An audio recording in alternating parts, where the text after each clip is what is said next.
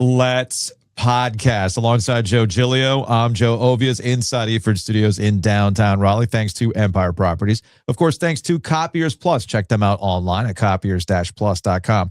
If you find yourself in scramble mode, trying to scan documents, find where everything was, you're scrambling to get all your business taxes done and things like that, don't make that mistake in 2027 by acting today and contacting Drew and the crew to get you all set up for those cloud services to make this stuff really easy, Joe. Really easy.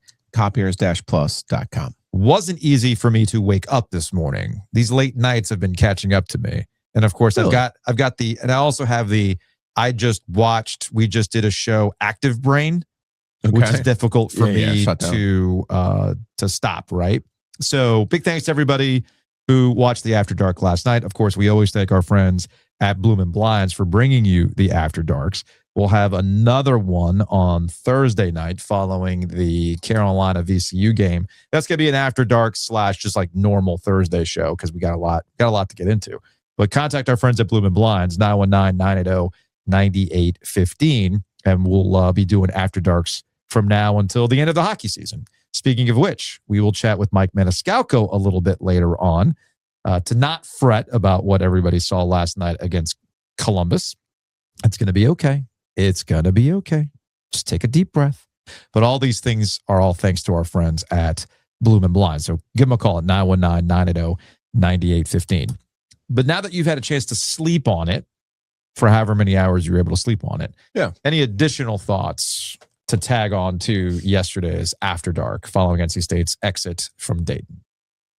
No. I thought the game, we saw some of the good things. It was kind of symbolic of the season itself, right? Mm-hmm. We saw some of the good things. We saw some of the faults. It's always interesting to me to hear people who don't follow the program offer their thoughts on the program. When Paul McNeil hits the first three from the corner to start the end sequence, to start State's push to try to win the game. When Dick Vitale says, man, that guy should be shooting more. Yeah. Like sometimes it takes a fresh set of eyes to look at something and say, hey, why aren't you doing ... Mm-hmm. And I think ultimately the construction of this team was problematic. There's no doubt about that. The way that they defend, to me, is problematic. We'll see if they can fix that or are willing to fix that schematically, or will it just be a skill, athleticism, size issue that fixes it? Yeah. I think he's in for a rude awakening if he thinks it is. Because I just don't like the way that their defensive philosophy. But the last part of it is, it's shocking to me the role that Holloman was given this season. That's not to blame him for all of their problems this year. Please don't misunderstand what I'm saying. Yeah.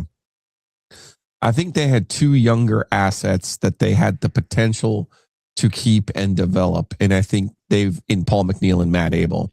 And I think they've put themselves in a position by not getting more out of Matt Abel, by not using Matt Abel more, and by not giving him the minutes that he gave a senior in Holloman. I feel like they've put themselves in a position now where they will either be able to keep Matt Abel or Paul McNeil instead of being able to have both of those players on next year's team. And that you can scramble, you can make moves, you can have a plan, you can have analytics, you can have whatever you want, but it's always going to be easier to move forward with players who you're familiar with and are familiar with you and how you work. Quite frankly, the only reason they were able to make this tournament at all was, I believe, Quadir Copeland being able for them to be able to turn the team over to him the way that they were coming back from the Auburn loss, I think is the only reason that he was able to salvage what he could out of this team to make the tournament. So have, quote unquote, the worst team that he's going to have here at NC State. So that was the part that I was going to focus on today, right? And I alluded to it on the After Dark last night in relation to somebody who called on the OG Sports phone or had left a YouTube comment to the effect of what this year was, that somehow, some way, Will Wade was scrambling or whatever to put this team together. And it's like, let's not play this game, okay? Ryan Odom in Virginia had the same amount of time to put a team together, and they finished second in the ACC and swept NC State in 3 games that they played this season. And managed to find not 1, not 2, but 3 functional bigs. And if you're an NC State fan that's saying this, and I get it, I understand, it is something that you do as a fan, that people do in general, when they look back on things and they try to find some cope, if you will. But you understand what you sound like. You sound like a Carolina fan who was trying to cope with Bill Belichick last year, and this idea that you set the tone for what the year was going to be. You got this multi-Super Bowl winning coach coming over. You got an easy schedule. Let's make this thing go. That's why you hired Bill Belichick, right? And then it suddenly became, well, he needs time. He's got to get his guys in. We can go through all the list of excuses. And during that same amount of time, they had to scramble and the hiring process and everything else. And I thought to myself, didn't Jake Dickert have the same amount of time? Wasn't he hired like literally the next day at Wake Forest? And Wake Forest ended up having, objectively, a really good year 1. Including the head-to-head win. Including that head-to-head win. So before you fall for that talking point, understand that in basketball, it is a lot easier to turn things around like that than it is in football. And we have countless examples last year with Pat Kelsey in Louisville, where Louisville was very, like, even a worse situation than NC State was. 18-2 in the league, Louisville went last year. Okay. And then this year, same situation with Ryan Odom. They find themselves with a much better season and the head-to-head to go with it. So please do not fall for that talking point. What I'm more curious about, and what Will Wade has an opportunity to do, is retcon this season. Essentially, use it as I came into the ACC thinking one thing. And Will Wade's already referenced this, right? He's already referenced what it was to be playing high major basketball and being in the league and seeing Duke head to head up close and seeing how they operate, and the rest of the ACC as well. Taking those lessons of how they put the roster together, the framework in which they put the roster together through a spreadsheet or through their analytics or finding the diamonds in the rough, or maybe not being as proactive over guys, maybe even having to overpay a little bit because you are NC State. And it's still an element. That's an element. You're still NC State. You haven't built to this point where you don't have to overpay. Of course, there's elements at Carolina where even their Carolina, they have to find situations where they're going to have to overpay because that's just the way the market is right now. So there's all sorts of factors that go into this. The point that I'm making here is that Will Wade has an opportunity to use this season as a way to learn, a teachable moment, and then look back on, hey, I came in thinking one thing, I got a valuable lesson, I applied those lessons, and we're going to go from here, and we're going to be successful. That is a much more measured and pragmatic way of saying it versus how Will Wade said it last night. This clip is from Pack Powers. There's 2 Will Wades. You got the podium Will Wade, which I think most people saw, and then he had some availability outside the locker room that I know that Corey and Jaden and the crew taught to Will Wade. And this is the video of Will Wade that I found interesting, talking about how this is the worst team he'll have had at NC State. Ready for it? Here we go. Who do you think maybe fulfilled that the best on this roster? I think Vin and Copeland. I thought Vin, Copeland, and Paul. I thought those guys gave us a lot. They were about the team for the most part all year, and so they did as good a job as we could ask. I'd love to have a whole roster of guys like those 3. How do you find players like that in this era? Or is it? No, we did a poor job. I was going to ask you, I mean, how do you change that? You said you have a formula, but we'll be fine. I wouldn't worry about us. We'll be hell next year. Be the worst team we've had. This be the worst team we have in NC State right here. I just watched it. This is the floor of our program, and we will be much better moving forward. We know what's got to get fixed. I'm very got a very clear mind on what we need and how we need to go about attacking and doing it. And that's what we're going to do. Like I said, as soon as the plane hits the ground tomorrow in Raleigh, we're to work. There's no vacation. There's no time off. Like, we're getting to work, and we're going to get this thing turned around. So how would you interpret that? Yeah, he also made a comment about how they need to look more at personalities and not at analytics. I've got that clip right here. This was earlier in the press availability where the setup here is that he was talking about the kind of players that he had. He had guys that were fixated on proving people wrong, competing, going against the establishment. And then I think, as he says here, some folks who were comfortable with the life they had. We had a bunch of guys here that are pretty comfortable, live a good life, and love being here. And that's just not how I am. And so there are guys that fit a little bit more how we want to be moving forward. How do you change that when you're operating the portal to find we do much better research now. We got a hell of a plan. I've been working on this for the last 6 weeks. We got a good plan, what we're going to do, and the type of people we want to target at each position. And we're going to go find some guys that fit our profiles. Find some guys that fit our profiles. Yeah, there's a clip there too where he talks about the personalities and they have to focus more on the personalities. Again, if we were a fully functional operational unit, we would play the clip of me speaking with a clock. Here's what I'm saying, where you went wrong, and have Will Wade with the same clock because we were probably saying it at the same time. Yeah. They completely screwed up in how they put this team together. And it wasn't just because of the decisions that they made or the inability to get it big.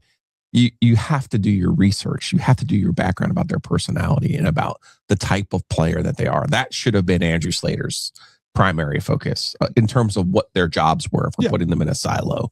And it was just interesting to hear him say it. And I'm guessing in real time, we were saying it at the same time. Like you could have a split screen of me and Garner saying it and Will Wade and Dayton saying it. Yeah. And it's just, this is such a weird season, an unusual season. You've said it's being on the last four in, being in Dayton, being on the bubble and all these other things, like that's very NC State. Absolutely. It is.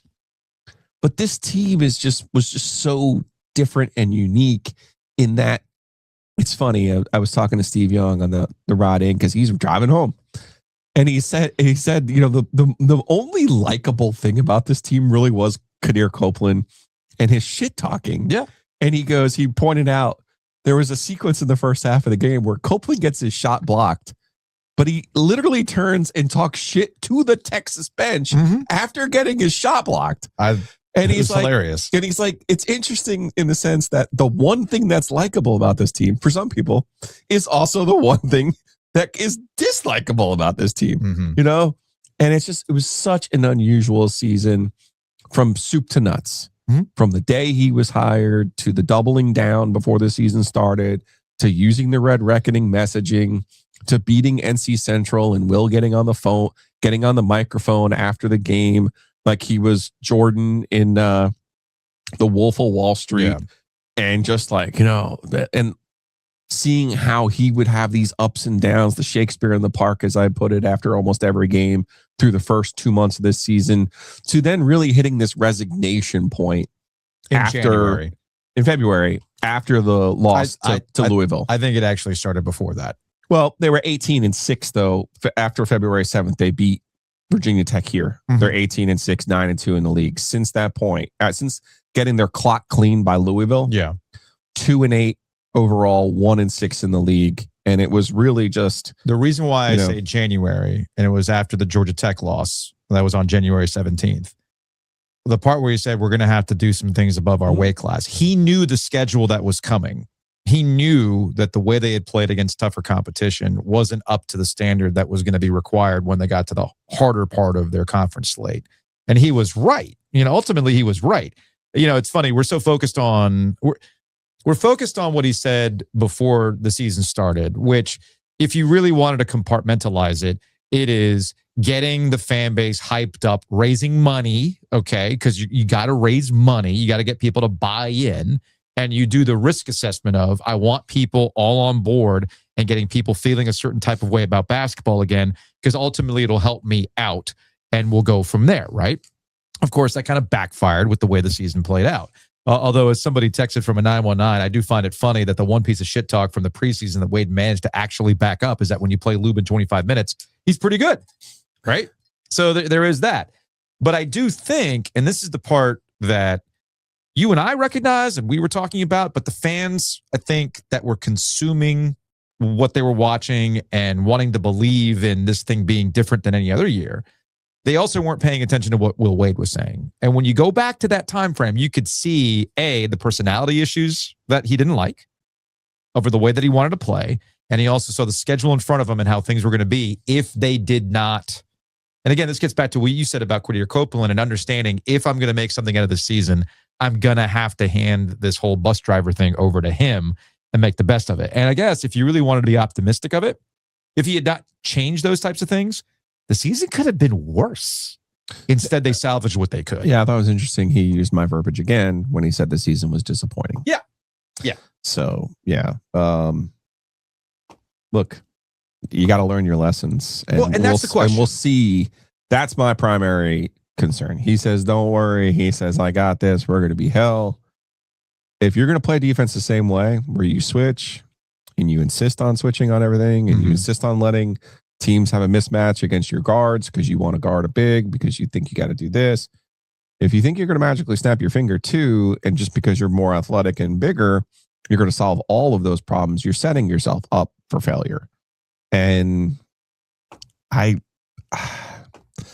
it's going to be a tough needle to thread. So we'll see what kind of players that he gets. We'll see, like I said, it would be awesome if he were able to keep Abel and McNeil. I think that would be great, but I don't think that's very realistic.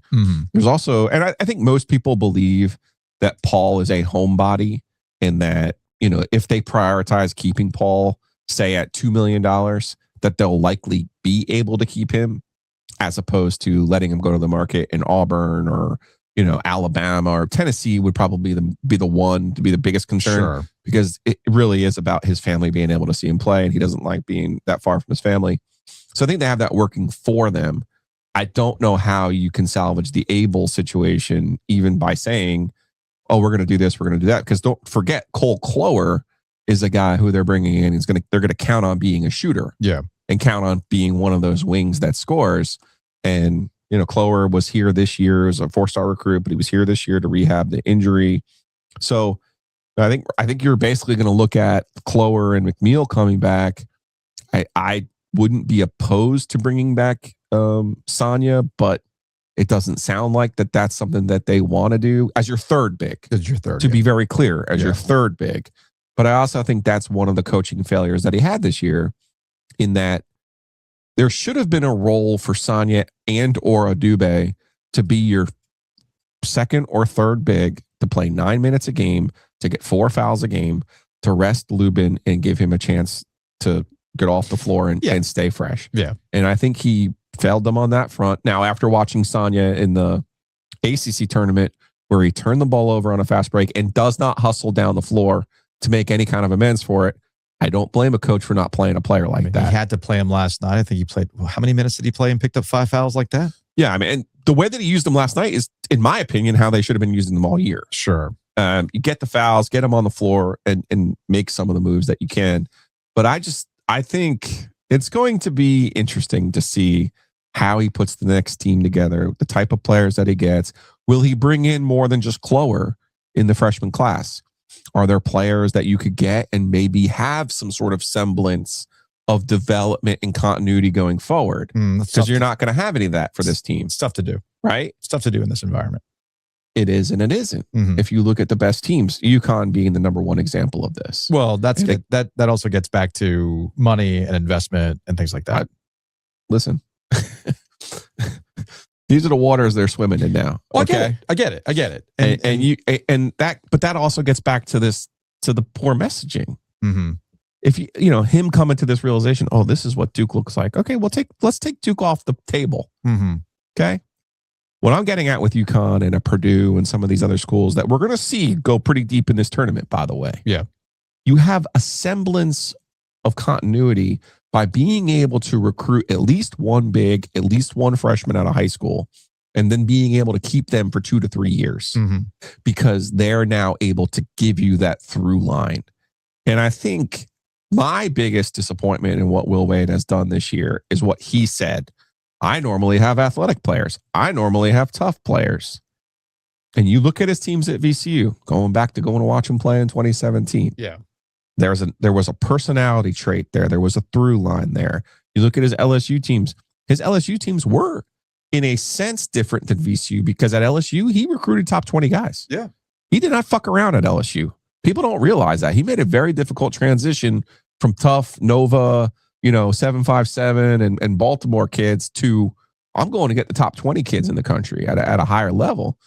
And you saw him be a little bit more of an offensive team. Charles Barkley was praising him last night for his X's and O's, and he's an excellent coach, all these great things. And I agree with that. But the way he put this team together was so inconsistent with anything that he had done in his other stops. It just really baffled me. And I think that's where he has to come to a little bit of a moment and say to himself, be me. Right. You got to be you. Cat got to be Cat. We've talked about this before with Shaka Smart. Yes. Who was his boss at VCU. Dude, there's so many coaches like this. There are so many coaches in the history of college basketball that get to a certain level and it opens doors to players they might not have been able to get or any number of things, right? And then you wonder why they don't have as much success is because they got away from the type of player and the type of teams they liked coaching, coaching, okay? Rather than being visibly miserable throughout, for the last 3 months of college basketball. So to wrap this all up, that's the thing that I think most people should focus on from here on out. Whatever happened this season, happened, man. There's nothing you can do about it now. It's over. You can't go back and wave a magic wand about the preseason stuff. You can't go back over how you put the roster together. You can't do how you spent the money or how you approached the team, all that stuff. It's done. There's no sense in really trying to relitigate this particular season. And I'm not even going to spend that much time trying to find deeper meaning in this is the worst team we have. Because yes, there is a conversation about, man, the guys who played for him this year, I would love to know what they really think about how he talked about them openly or what he didn't say about players while talking about other players. And then now this is the worst team that'll have been at NC State under my watch. And we're going to be giving them hell the rest of the way. Whatever you got to say to put yourself in that mindset. I don't care. I really don't. Because the only thing that Will Wade's going to be judged on going forward is what did you learn from this year? And if the light bulb went on, if it was a recalibration, a reset, however you want to frame it, that I got to get back to what I know and apply it in this league and see where we go from there, then whatever happened this season will ultimately be viewed as a success rather than a disappointment. You see what I'm getting at? There is an opportunity to retcon the year. There is an opportunity in the story arc of Will Wade going forward at NC State that this was a huge fact-finding expedition and lesson-learning extravaganza, all right? It was one big exercise in knowing, all right, this is what it takes to win in this league, in this tough neighborhood. If those lessons are applied, hey, man, this year's going to look way different 5 years from now. See what I'm getting at? But we got to see it. You can talk it, you can say it, but now we got to see it. And that'll be interesting this offseason. He's also going to be here 5 years from now. So, well, I'm going to make that assumption. I really don't. Honestly, dude, I know I see the shit-eating grin. Honestly, man, what's the fucking point? What's the point in worrying about that shit? I'm not worried about him. I'm just saying that just assumes he's going to be here. I turn 47 tomorrow. Mm-hmm. I don't know if I'll make it to 48, man. I don't know. We're getting at that age. I don't freaking know. It's true. So somehow you got to 51. You're going to get to 51. Almost. You're almost there. Don't want to spike the ball. I don't want to spike the ball yet. No, don't dump the Gatorade. So do me a favor, and everybody else needs to do me a favor. Whatever's going on, will he be here in 5 years? Man, fuck, I don't know. It was John Shire. Do we know if John Shire is going to be here in 5 years? We don't. We really don't. I would assume he will be, but I don't know because of the whole NBA thing. The way people keep talking about the NBA. I don't know. So I'm really not going to waste any time about that because the only thing people care about right now is, man, get better. Or in my old online game parlance, get good. That's all anybody cares about right now. Housekeeping is brought to you by Enovana. Check them out online at enovana.com. If you have mess inside your mansion or trash in your cabana, get it clean with Enovana. OG Birthday Bash officially taking place on May 2nd. It'll be taking place at Shady's in Garner. We're going to start that thing at noon. We need a food truck. We have to have a meeting here. Meeting. Is it time to get with our Empire Property friends and log that food truck? See what Jake's up to. Okay, cool. Now, I do have it on official word that OG Lime will be available in a keg for the Birthday Bash. Ooh. And it should be available for Cinco de Mayo. Ooh. White People Taco Night just took another level. So get your shredded lettuce ready. Get your basic ass cheddar cheese ready. Your diced tomatoes. Let's go. OG Lime is on deck. Also, big thanks to Mikey P. We got the secret stash. You can go check that out at the OG.shop. Again, that's the OG.shop. A lot of people just kind of in their feelings right now. I know the perfect thing to do when you're in your feelings. Eat ice cream. We brought some ice cream to the governor yesterday. We did. The staff was very excited about that. They're very excited about getting the Two Roosters ice cream. You can head on over to Two Roosters right now. They've got that red velvet cake with like actual chunks of cake in there. That's pretty ridiculous looking, along with the Cookie Monster as well. So head on over to the Cookie Monster. Got the Cookie Monster. Yeah. So head on over to tworoosters.com. You can see all the flavors that rotate. And better yet, just go eat your feelings at Two Roosters. There's also retail therapy. You know, your favorite team loses. Might not, it's March, man. You're watching your squads. Maybe Carolina goes out a little earlier than you thought. Maybe you're still in your feelings over Caleb Wilson. Sometimes retail therapy is the answer. May I suggest you go to the Village District, to Fox and Bailey Watch Shop, and you're like, yeah, man, my favorite team just lost. I'm kind of in my feelings. You know what? A new watch will make me feel better while I'm sipping on some bourbon. And their crew sent me some dates. I saw that we need to review to see which one will go, and we'll do the show from there. It'll be fun. Yeah, it'll be a lot of fun. In the meantime, this weekend is the Vintage Watch Extravaganza. Go to baileybox.com to find out more about the Fox and Bailey Watch Shop Vintage Watch Weekend, Saturday and Sunday. So go to baileybox.com. Also, big thanks to our friends at Rowback. Giglio's rocking his Rowback right now. Your son saw some Rowback out in Panama City. I did get verification that no codes were used in the Panama City Beach area. Yeah, that hurts. That does kind of hurt. Maybe one of our listeners will go into the Panama City Beach area and buy a Rowback on their phone so we can get credit for it in Panama City Beach. I don't know. Just something to think about. In the meantime, you can use that promo code. Use that promo code OG20 to save 20% off your order. And heck, you want a free Rowback? You want man, how can I get a free Rowback? By refinancing. That's how you get a free Rowback. Okay. So head on over to our friends at Miller Lending, millerlending.com, 919-447-3377. Just to have the conversation with Gordon and the crew. There's a lot of headlines that can be misinterpreted as it relates to what's going on with interest rates.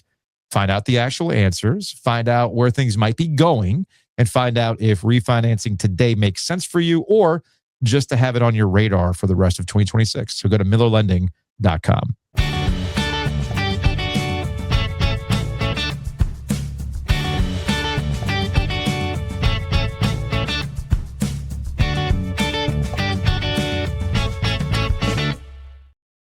Joining us on the Heister Automotive Group hotline, former Tar Heel, a national champion, and a frequent pizza eater. He is Marcus Ginyard. Marcus, what's going on, man? What's up, guys? How y'all doing? We're good. We're good. It's the most wonderful time of the year. We've put the Will Wade bed away. It's now. I think for some people it's on the curb now for the rest of the year. Looking for a new one. All eyes now shift over to UNC. Sure. In this VCU game, and what exactly are we going to get out of the Tar Heels after a disappointing exit in Charlotte? One thing, Joe and I have talked about this. One thing that we've seen consistently out of this group with Hubert Davis is they do find a way to regroup after some low points. I would expect the same on Thursday night. I mean, I certainly hope so. That there's, you mentioned, this is the best time of year. This is Christmas in March. Mm-hmm. All of these games. They just hold so much weight, clearly, right? You lose and you go home. So, just got to be, more locked in and really detail oriented. And you mentioned how they've bounced back sometimes this year, after some tough losses. And so we've seen their ability to regroup. But now that margin for error is just razor thin, right? And so, honestly, I don't know what to expect. And I think that's been some of, what we've experienced, all season long. And so what I hope is that there's a new sense of urgency and, just understanding that the finer details matter more than they ever have. College basketball is so different than when you played. I mean, gosh, you had guys come in with you. You were in the same class. You matriculated through. You guys win a championship together. All these great things, right? Like, it's like a foreign concept now. Is there anything that you see in this version of Carolina that reminds you of maybe some of the other teams that you either played on or have seen since you had graduated in 10? It's not off the top of my head. No, it is very different. Mm-hmm. We came in. I mean, I came in as a freshman expecting to not play. We weren't expecting the 2005 team to win a championship. I thought I was going to come in and be playing behind some of the best players in the ACC, which to me was a big draw. I was going to be developing. I knew that I would have time to get better, and I was going to be pushed in practice. But I didn't think I was going to start as a freshman. But that was, if you started as a freshman, that was you were like one of the top players, in the country. And while I was, top 50 or whatever the case may be, I wasn't an All-American, et cetera, et cetera. And so, that mindset, obviously, as you know, is completely different. We stayed all 4 years. We got better every year. As we're sitting here talking about the NCAA tournament, we got bounced early the first year. The next year, we were on the precipice of going to the Final Four. The following year, we get to the final, et cetera, et cetera. But it's hard to see, that type of, that type of comparison in today's game. That doesn't mean that there's anything wrong with it per se, but it's just very different. You got guys transferring in, you got people staying for a year.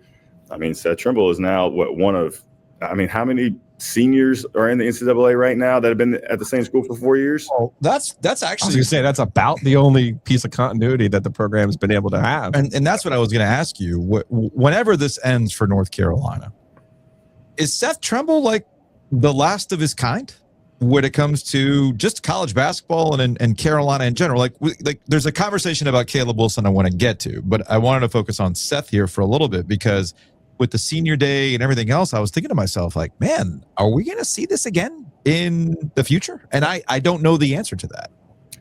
I don't know the answer either, but I would bet the little bit of money that I have that we won't see it again. The only other similarity, Marcus, and it's funny, we had a conversation with Hubert Davis at the beginning of the year. I did feel like this Carolina team got back to using two bigs, obviously with Caleb, different, but the way that they use Stevenson, the way they use Zayden High now off the bench, you could tell that that's something that they've committed to. But the one thing about this team that I really don't recognize as a Carolina trait are the fluctuations, the inconsistencies. And you see that even like within a game, like that Clemson game, you were down in Charlotte. It's like there's like something that doesn't fire for this team all the time where you're like, well, wait a second, why can you turn it on for these last 5 minutes but not the first 35? That's, I think, the toughest part about looking back at the season so far, is that we've consistently been inconsistent, right? And as you go into March, that's a dangerous thing to be saying about your team.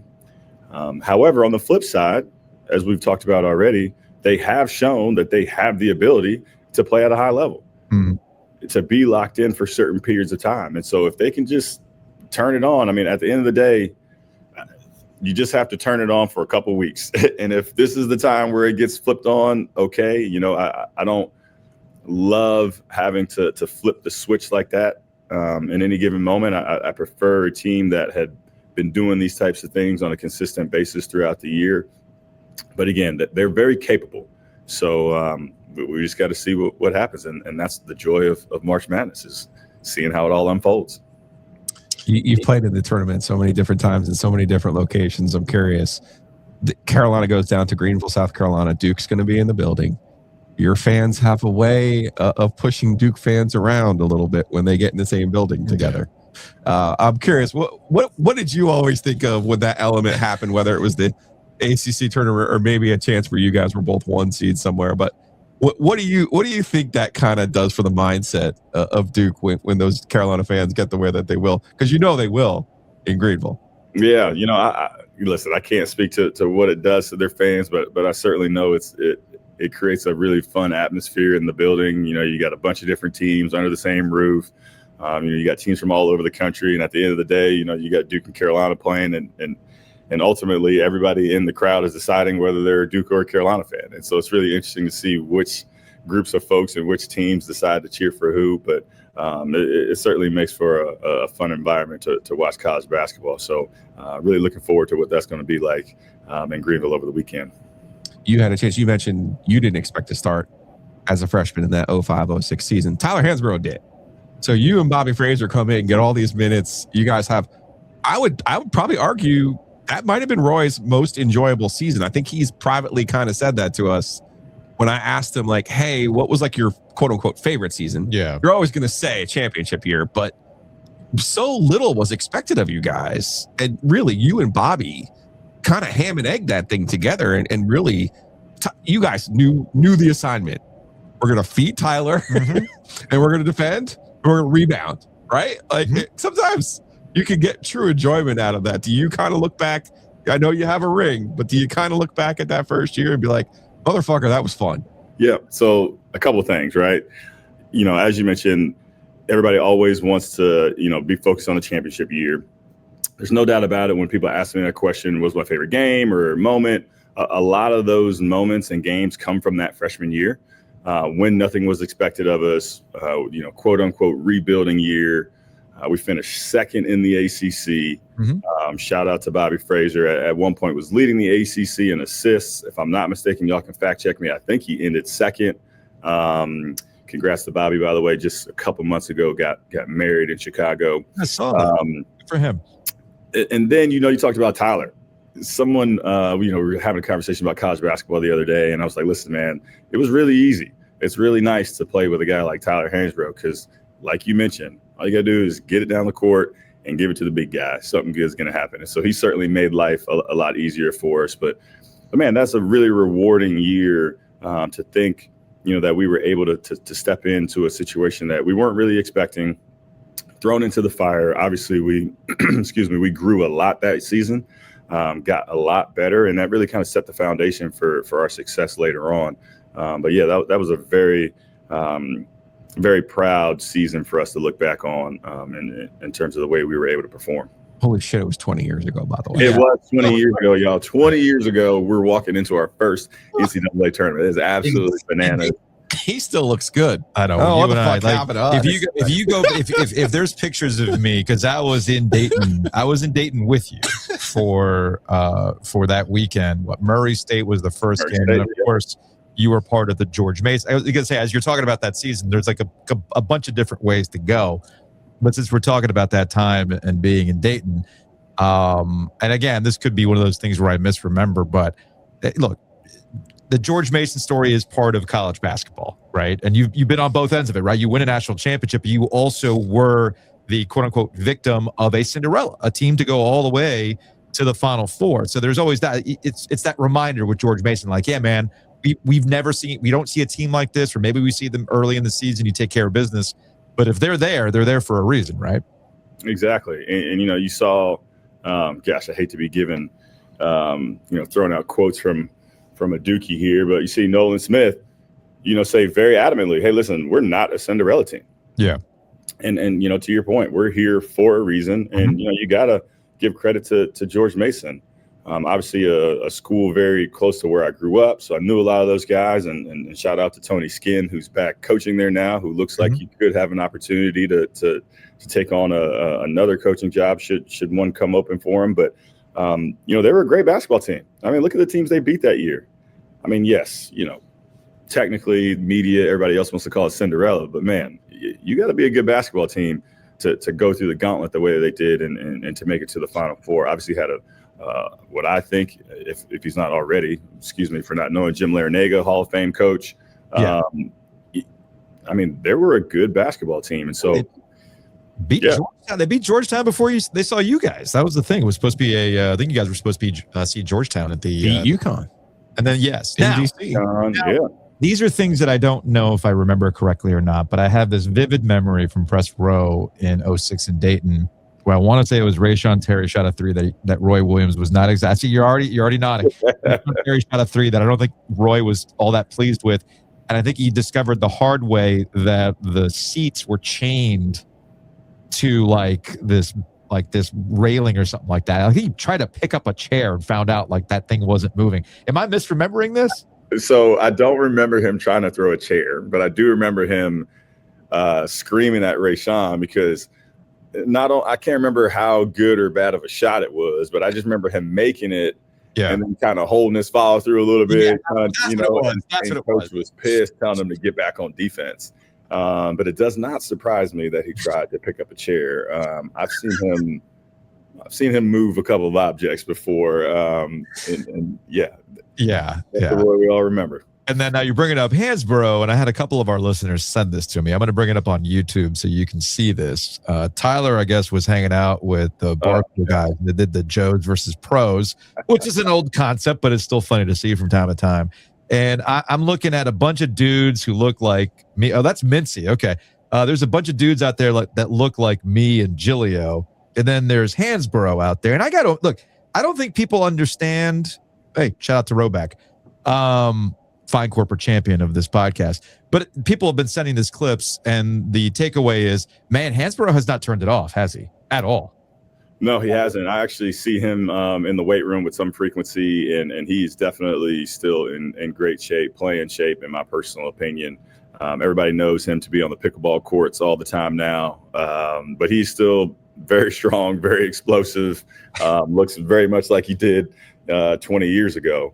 And, you showed that clip of the Joes versus Pros, and I did not see anybody – listen, when I was getting pictures and text messages about this game, I saw some guy without his shirt on playing defense against Tyler Hansborough. So I don't know what happened between the clip that you showed me and the picture that I got. It gets hot. Things got a little weird over there. I don't know.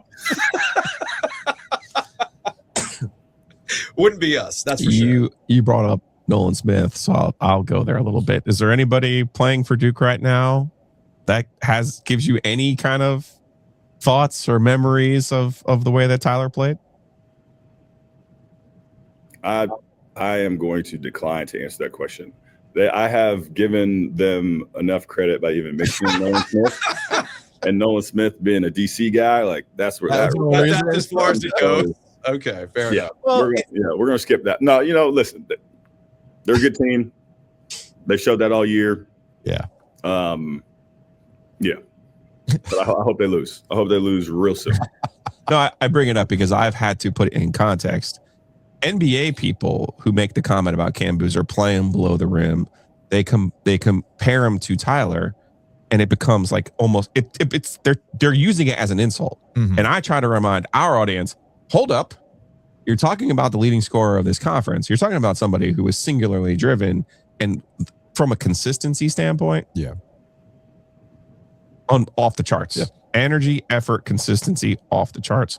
And so I kind of choose it. I know they're different players, but when I watch them play, I just don't remember anybody other than Tyler who was able to not only initiate the contact, but play through it and score through the contact the way that I see the shades of it with Boozer, the big Boozer.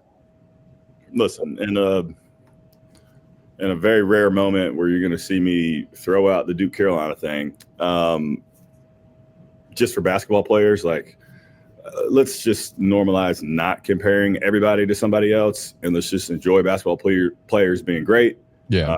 He has a proven record this year of being great, being the best in the ACC, and obviously a top player across the country.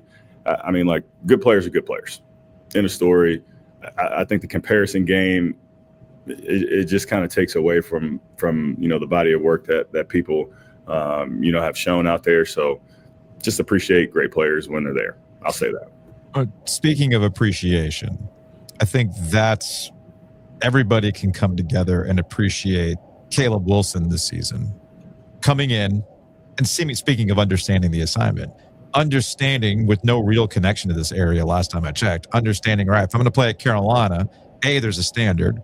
B, we know it goes beyond Duke. We want to take everybody out, right? The whole belt to ass with Wake. I mean, he name-checked Wake Forest, man.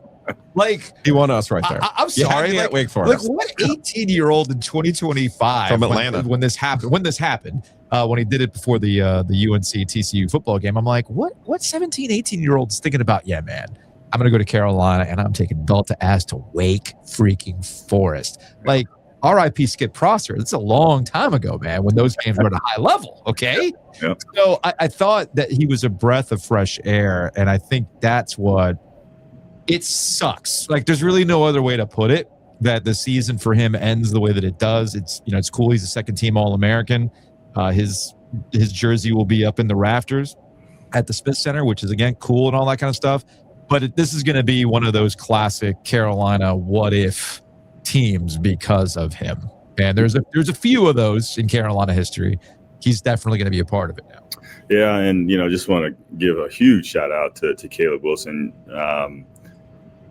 Understanding the assignment is a huge understatement. I mean, I could not have imagined a kid to come in his first year and to make the impact off the court that he did here at Carolina. I mean, everybody in Chapel Hill loves this kid.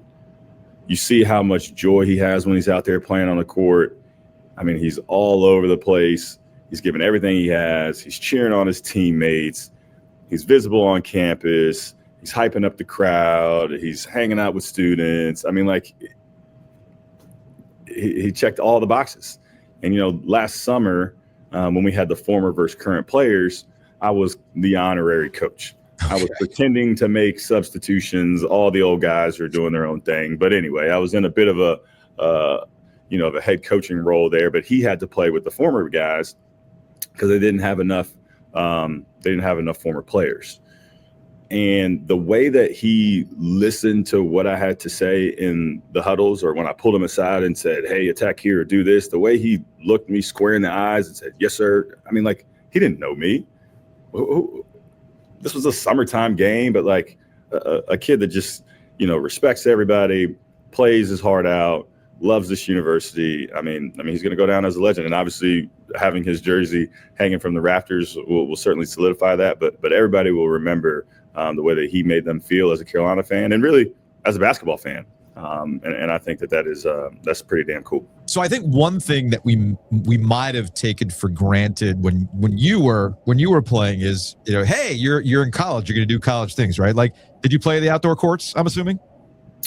I don't know if I played at those outdoor courts, but I played in the rec center and around campus. You were around, right? You were around. And I was listening to Andrew Jones over at Tar Heel 24/7. He had this anecdote about how Caleb Wilson showed up for a manager's game, right? Like, he was just a college student enjoying doing college things. And these are things that you just don't really think about anymore. And again, I did not go to UNC. Joe did not go to UNC. But I have a feeling that when you hear stories like that, that's got to be catnip for fans, man. It totally is. I mean, he's had everybody, bouncing off the walls for Carolina basketball. Everybody's been excited to watch him play because of who he is as a kid and as a person, in addition to his incredible talent on the court. But I think that whole, picture that he put together for a college basketball player is something that we all want to hold on to. You got anything else? No, I'm excited. Excited because I'm usually right about the Tar Heels in this tournament. And Hubert's really good in their first game. So I think I have faith in this VCU game. I do. Okay. I do. What do we know about VCU? I have not seen them play this year.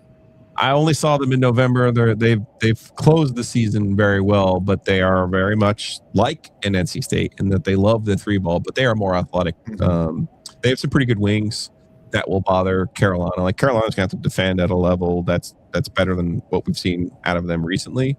But it's they have one big, but he's not very aggressive, if you will. So Vesser and Stevenson should be able, and High. I think if they can lean on their bigs a little bit, they should be able to win this game. And I think Hubert has done a good job this season handling those inconsistencies. Yeah. I get it.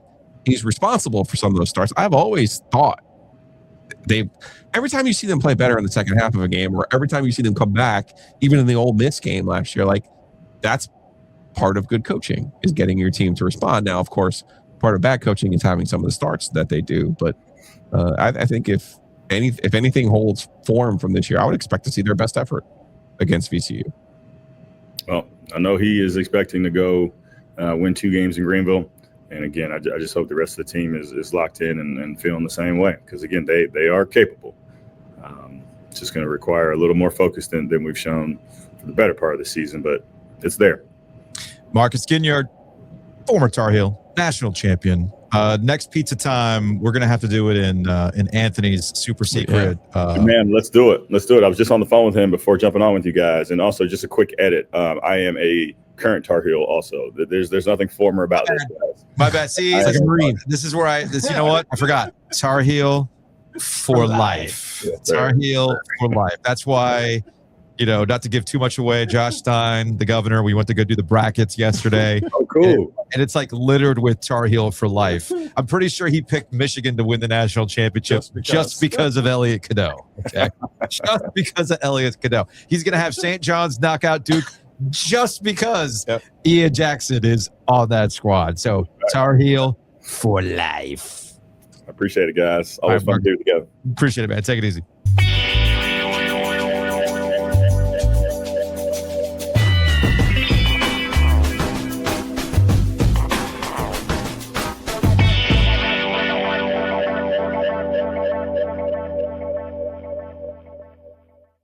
Big thanks to our guy, Matt Davis, over at State Farm. Check him out online at insuregarner.com. Call him directly at 919-779-8277.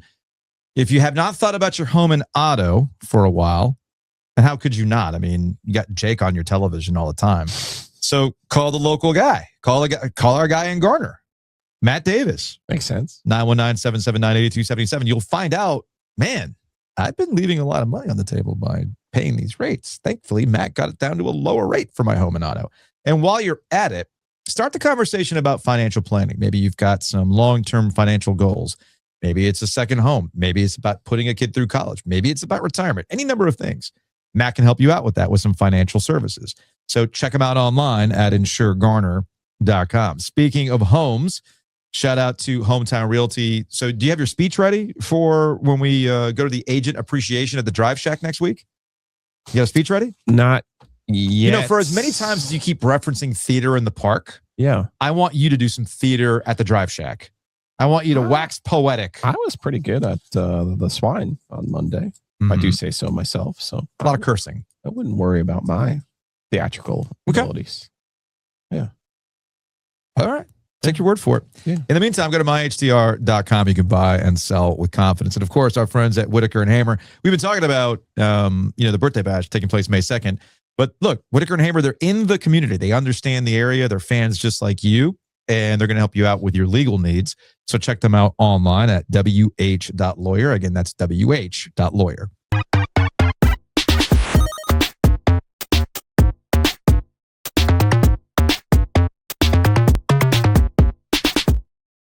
Joining us on the Heister Automotive Group hotline, brought to you by our friends at Brassfield Accounting. He is Mike Maniscalco. Mike, much like most functional adults who don't think about their taxes until it's like April and you suddenly find yourself in crunch time, and Chris Brassfield can help you with that. All you got to do is go to brassfieldaccounting.com.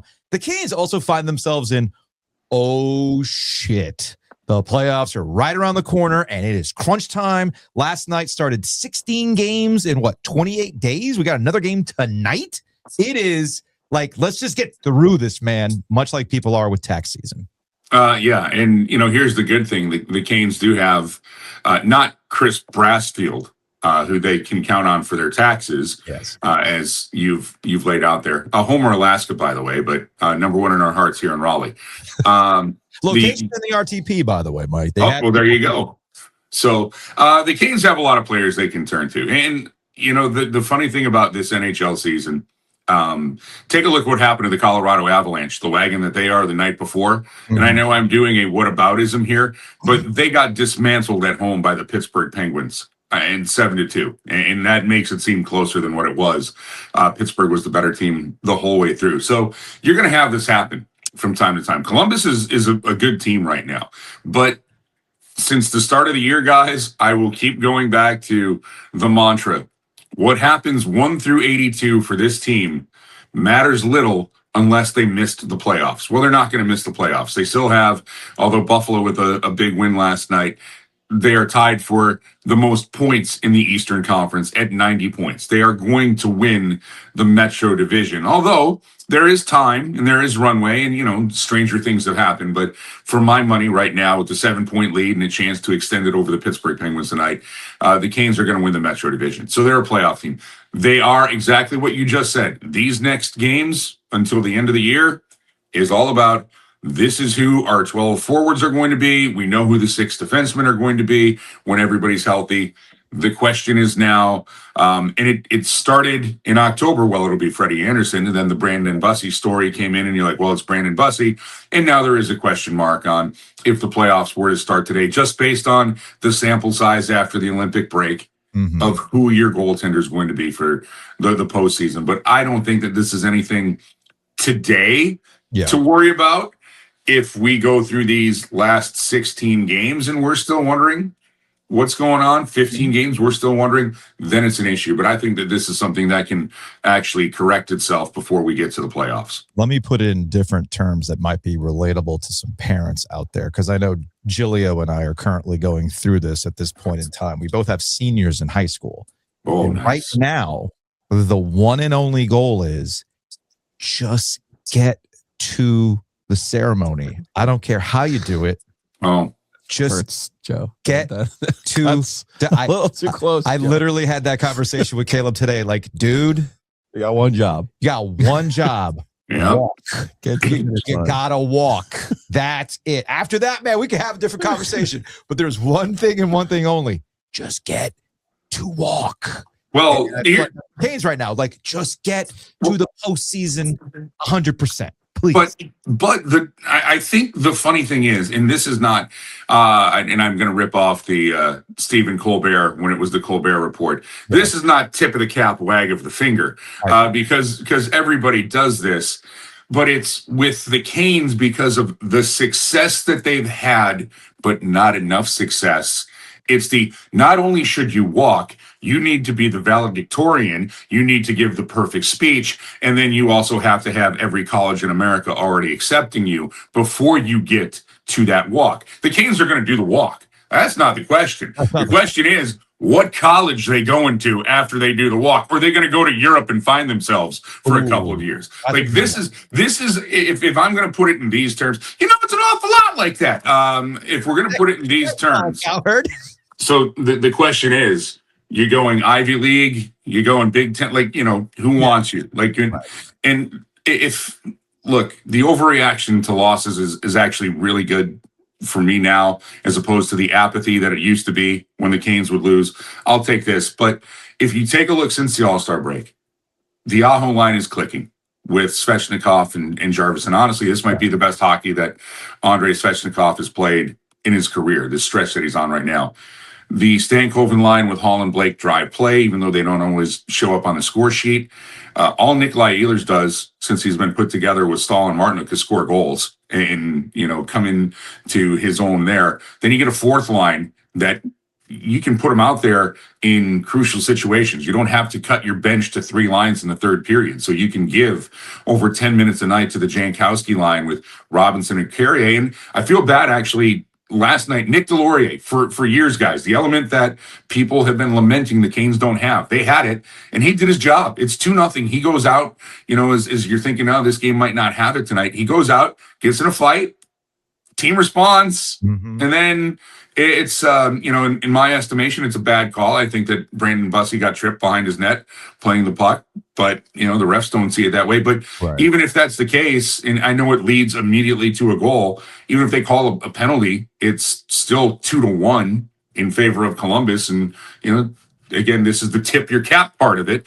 Give it to the Blue Jackets. They've been playing great hockey since they've named Rick Bowness the coach. But if you're the Canes now, you set your sights on Let's just beat Pittsburgh. Let's get everything right. And Rod actually said it best, and I do agree with this. If you're going to lose like that. Don't lose a game where you think you've been the better team, and then that call is the thing that really will upset you on the plane ride home and thinking about the rest of the night. Just get back to what you need to do and try to take out a team that should be feeling pretty good about themselves the way that they beat the Colorado Avalanche 2 nights ago. Yeah, we're seeing the primary difference between the NBA and the NHL. The NBA expanded their rosters to basically play out the string, even for the teams that aren't tanking. Yep. In the NHL, you don't get that. Like, even after the Hurricanes clinch, you'll see Jordan Staal get a game off, or maybe Aho take a game off, but we just don't get that in the NHL. And because of the Olympic schedule this year, they're playing 16 games in 29 days. Now it's 15 and 28. Mm-hmm. And it's kind of crazy if you think about it. None of these games essentially matter to the Carolina Hurricanes. I mean, ultimately, they're going to have to get out of their first round series against whoever they end up playing from their division. Yeah.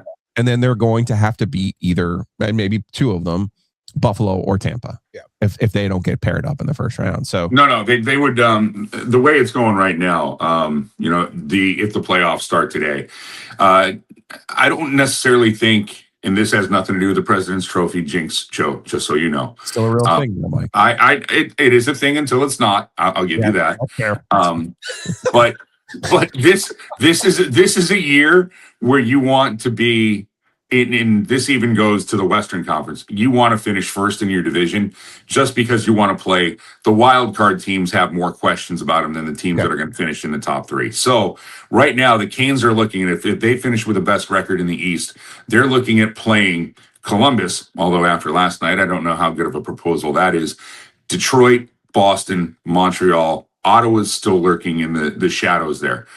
I would much rather play one of those 5 teams in the first round than have to play the Islanders, maybe even Pittsburgh, because Stuart Skinner has seemed to have gotten the Canes number in weird ways since he has gone to Pittsburgh. Carolina beat him the other night, but he was great in that game. So that's why I think it's not nothing to play for, Giglio, but they don't have to break their neck in these 15 games to do it.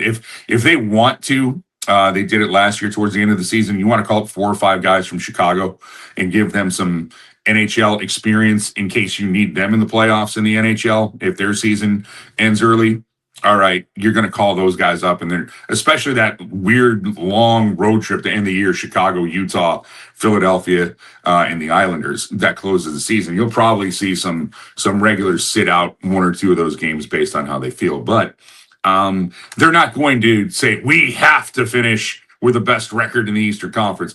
But the way that Rod Brindamore coaches his team, the way that they play, there is no, all right, we're going to let our foot off the gas and we're going to, slide into the playoffs. They're going to want to be peaking when we get to the end of the regular season. And that's where this schedule is so unusual that I feel like, while you're right, there are some advantages to where you finish and where you don't. Ultimately, their primary goal is to be healthy. Mm-hmm. Yep. Or number 1, 18th, or whenever the playoffs start, the 17th or 18th. And that's where I kind of look at it like it's this weird crunch. And we don't have national conversations about the NHL the same way we do about the NBA. We really only have conversations about the NBA. We really don't care about the NBA. No. We just like to talk about the NBA nationally. Mm-hmm. And I think the NHL, just like the NBA, would be served by playing fewer games. If you had a 72-game schedule, you get rid of some of these back-to-backs. You can have these World Cup years, the 4 Nations Cup years, these Olympic years, and not put your players unnecessarily through this grind to get to some mythical 82-game schedule because, well, that's what Gordie Howe and Wayne Gretzky did. So for me, that's where I'm looking at this going, the league has not done a service to its teams. And to your point about being able to call up 5 guys later, the NBA expanded their rosters from once upon a time to 12 to 15 to 16 now. Yeah. And so, there are nights, and I'm not saying it's great for the product, but there are nights where you're sitting here watching 5 G League guys and you're like, oh, okay. Yeah. Because everything's pretty much set. Mm-hmm. So I wonder how they get through this. In the back of my mind, of course, is the existential goalie question. The 3 of us have had this conversation so many times. It's going to get reset again. It's going to get reset before the playoffs. It's going to get reset during the playoffs and all those other things. Mm-hmm. what was the year that I was so excited about? I think it was the first year, the first year the Panthers were good. Mm-hmm. Remember, the first year the Panthers were good and the Flames were good. Mm-hmm. And I told you, oh my God, these two teams, they're like 20-0-2 going into the playoffs. Yeah. And Ovies specifically was like, cool. Did any of those wins count towards it was January. the playoffs? It was like Yeah. It was like the end of the year. It was like February, January, March. February, and they were like super, super hot. Both of them Yeah. blazing fucking hot. Yeah. Right. And the Canes were kind of fumbling through it. And it was one of the years where the Canes end up in the conference finals, and those other teams essentially lost in the first round. And it was like, well, what did playing great in March and April really get you? Yeah. Nothing. Yeah. So I think it's hard to kind of keep your eyes on the prize, but I do think the existential goalie question will follow this team until they're A, get to the finals, and B, win the cup. Mm-hmm. Oh yeah. That's where I know behind the scenes they have to be concerned about the way that Bussy's playing. I think there's no doubt in my mind that they have to be concerned that the glass slipper, and I feel for Eric Tulsky, I feel for Rod Brindamore, I feel for Tom Dundon. We remember during the Svechnikov contract year, I said, knock out a deal with the guy, put him at ease, and let him go play. That they didn't do that, and I criticized them for not giving Svechnikov the deal. With Bussy, they give him a deal, and it does feel like he's turned into a pumpkin since they gave him the deal. And so I get it. It's not right or wrong, easy as we all make it out to be. You just know that existential crisis is looming out there, Mike. Well, I think one, I don't think it was the deal as much as the Olympic break took him out of a rhythm. Yeah. He was in a really good rhythm, and how things were going. But too, you look at the numbers, he's lost 3 in a row, 5 goals, 3 goals, 5 goals. That's what he's given up. But the 3 goals against St. Louis, he deserved a better fate than what he got. Just there was no run support in that game that it comes to it. But this is going to be a question. But now the funny thing is, quietly, and I will get people not happy with the answer I'm going to give because it is the equivalent of the we like our team. But quietly, Frederik Andersen has started to find his game again. Quietly, because the noise of how the Brandon Bussey story was and the 25 wins, and every time he was on the ice, the fastest to do this, the quickest to do that. It's just a great feel-good story. He's a great guy, but quietly, Frederik Andersen has got his game back together. I think him going to the Olympics and playing for Denmark really did help him and get him to come back here and recenter. But this will be a question, and you're right, Joe, fair or not. This will be something that is a thing that people talk about unless the Carolina Hurricanes get to the Stanley Cup final with whoever the goalie is and whoever that will be. Now, that said, you have these 15 games. You're going to have to play Brandon Bussey, and I'm going to try to go, all right, well, he's either going to play 7 or 8 of these games. Or, I don't know if they'll call up Caden Primo to give him a couple of games at the end of the year, or will Pyotr Kochetkov get healthy enough to maybe you can give him a look before everything's said and done. I'm gonna stop you right there because I think for Bussy, if we're looking best case scenario, you're gonna have to go back to pre-Olympic break. Like I know that you say contract. The other aspect of this was he was in this rhythm. We've talked about this in the past, Mike. You're in this system. Everybody's comfortable. Everything's rolling. You take a break. And then you got time. You got time to think. You got time to chill. You got time. Well, all right. You're out of this rhythm. And now with that break, you might, again, goalies are voodoo. Please understand what I'm trying to get at. No, I get that. I think I'm just going to go. I think the contract is 0. There's something else that goes on. The other teams scout. And the other teams start to find things on players, and in particular on goalies. Yes. And right now, I'm here to be honest. Brandon Bussey playing the puck is an adventure, and it's not a good one. Nope. And teams have figured this out. Yep. And they're like, okay, go make him play the puck. And he'll go play. And he's willing to play the puck. So he does that. And then on top of all of that, you have all of this video. And there are coaches and goalie coaches and video coaches who dedicate hours on studying a guy going, okay, this is where we're going to shoot on him. And we're going to keep shooting there until he proves he's going to make the saves there. And the Canes did that last year to Jacob Markstrom. in the playoffs. They just started going high, and he was done.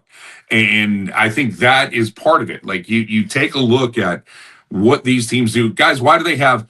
Joe, Giglio, you like to go to the past. How many football coaches did we have in the 70s on the sideline? Like 7, 8.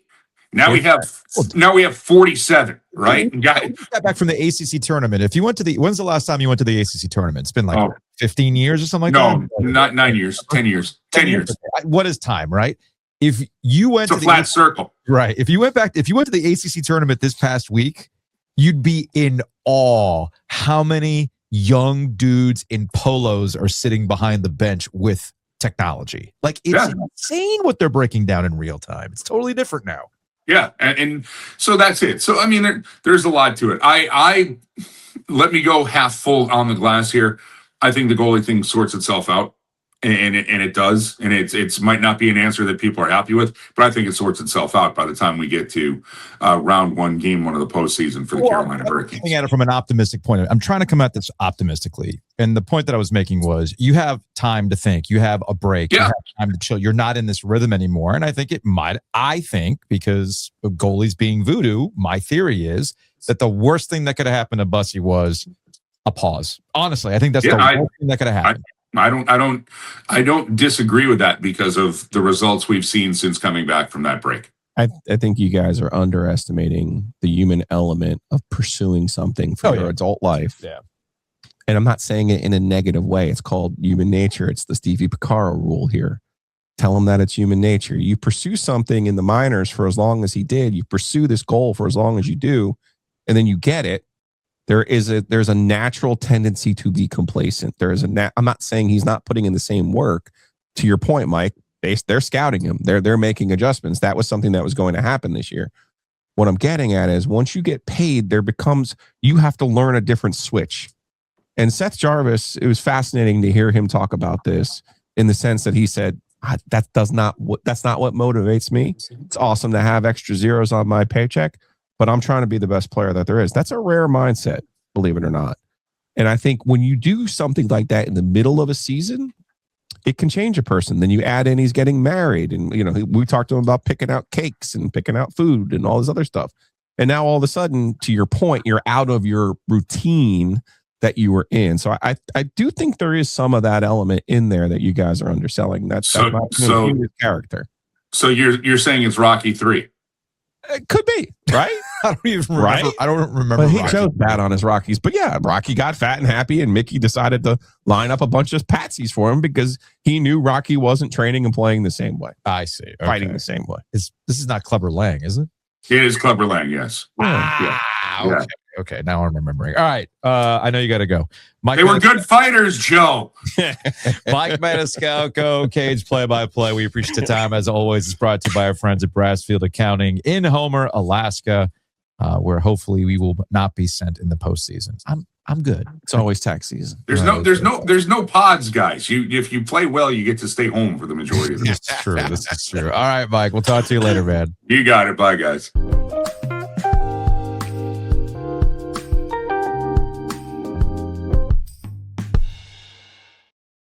Big thanks to our friends at the Butcher's Market. You can check them out online at thebutchersmarkets.com. March is there's no rest in March, man. We sleep in May. Well, then we have Canes playoffs, but you get my point. You get my point. Not for us. Yeah, we keep going. John Rothstein, he's done. But here locally, it's go, go, go, especially in the month of March.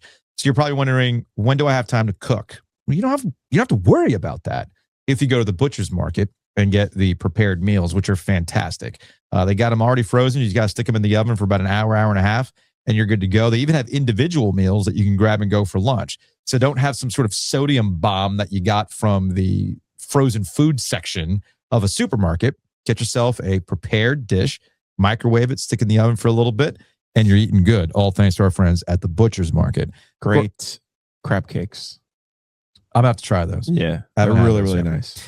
Also, big thanks to our friends at Mosquito Authority and Pest Authority. It's looking downright spring-like these days. The grass is greener, things are blooming, which means bugs are active and mosquitoes might be active here soon. So check out bugsbite.com. Kind of nodding along here. I got to cut my lawn for the first time in 2026. I already did we're that. Finally here. I already did that. I already had to do that at one point. When we got back from the ACC tournament. And this weekend, I will be mowing the lawn once again. Hopefully, I will not get bitten up by anything. But in the meantime, go to bugsbite.com. And of course, our friends at Color Graphic. There's been a couple of, in fact, they made this tap handle. I know, hey, I got to put this in the airport. I got to give this to Whit. I know Hayes, our guy Hayes over at the Rialto, saw that Color Graphic was putting up some new signs across Raleigh, downtown Raleigh stuff, which is really, really cool. Our friend Adam at the Longleaf Swine, using them for banners for your business. Look, you got needs for signage, marketing? They got you. So hit them up. sales@colorgraphic.com. Again, that's sales@colorgraphic.com.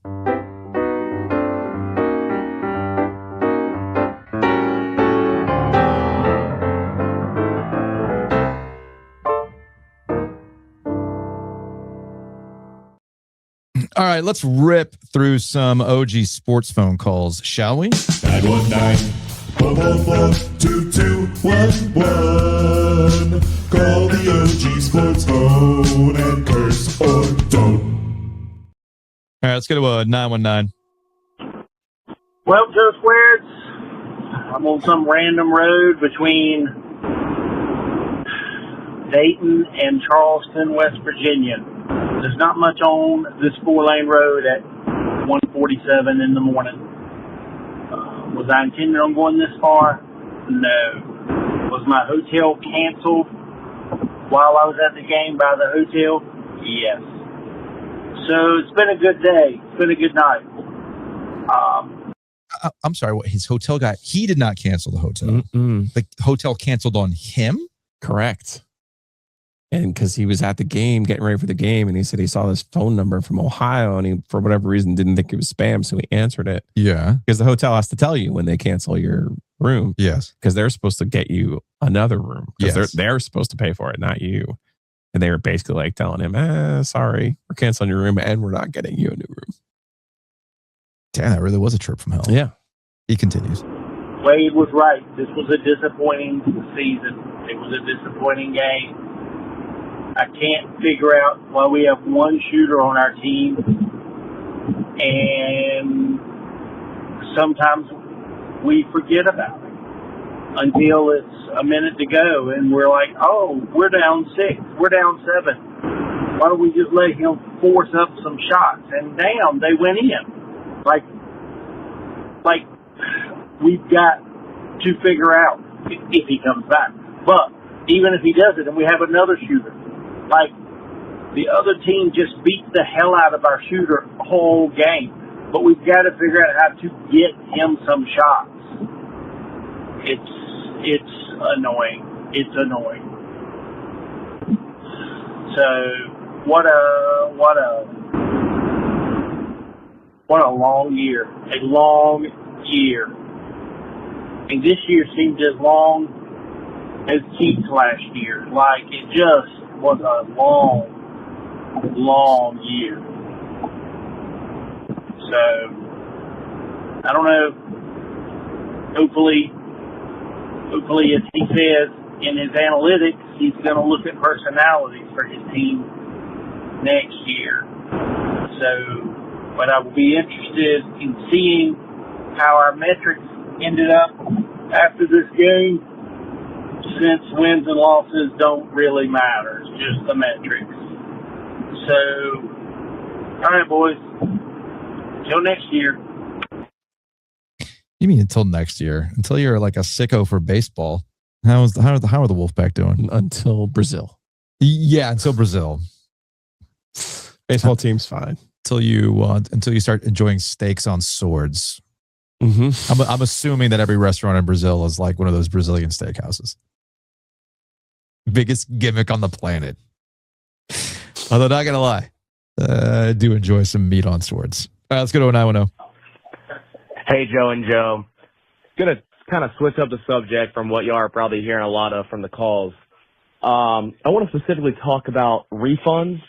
We had season tickets this year, me and my family. I'm also a student, my last semester at State.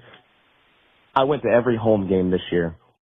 I would personally like to request the Lenovo Center for a refund on the probably 500 to 600 beers I bought this season on this team to lose the last, basically 10 games of the season. I mean, it was horrible. We shouldn't have even won the ones we won. Got a sorry-ass Pitt team. Lost to Notre Dame, lost to Georgia Tech. The Red Reckoning never started, and boy, ended like a fucking shit show. So Lenovo will be getting a request for a massive refund for the bullshit I watched this year and the bullshit money I wasted in beer on this sorry-ass team. Fuck Darian Williams, fuck Trey Holloman, and fuck Will Wade. Good night, guys. Now, in theory, maybe you should ask for a refund on tickets, but you can't get a refund on beer because the beer is what helped you. Yeah, the beer's been like consumed. The beer helped you get through those games. Also, again, I'm not going to tell you what to do with your money. All right. That's your business. I'm not getting into your pockets. But when you're spending money on sports, you're never going to get the money back. It's not like the return on investment. If you really did an actual, financial assessment on the money spent for sports for you, like you as a fan, do you ever really get the return on investment? No, you don't. But that's not why you do it. It's because you love this shit and you love the way it makes you feel. And it's like the old, Star Trek. What's the worst one? Star Trek 5, I think, is the worst one, where he theoretically goes and meets God, but God was just Spock's half brother. Anyway, there's a point there where Captain Kirk says, "I need the pain. I need to live. Makes you feel. That's what makes me human. I feel it in my plums." Exactly. So that's why you do this. Let's go to 252. What's up, guys? I'm not even going to... Go real quick. By the way, if you ever question my Star Trek cred, I just gave you reasons. That's not stolen valor, by the way. It's not stolen valor. All right, continue. Comment on the final result of the game in Dayton. But I am going to say, can we just talk about how Dickie V and Charles Barkley, for about 60% of the time they were talking, acted as if they had no clue that there was a real live college basketball game going on that happened to be close? I mean, these guys were talking about anything and everything but Texas and NC State as if this was a blowout at the beginning of November. When in reality, we were watching a very close and kind of ugly, but very close and competitive NCAA tournament game.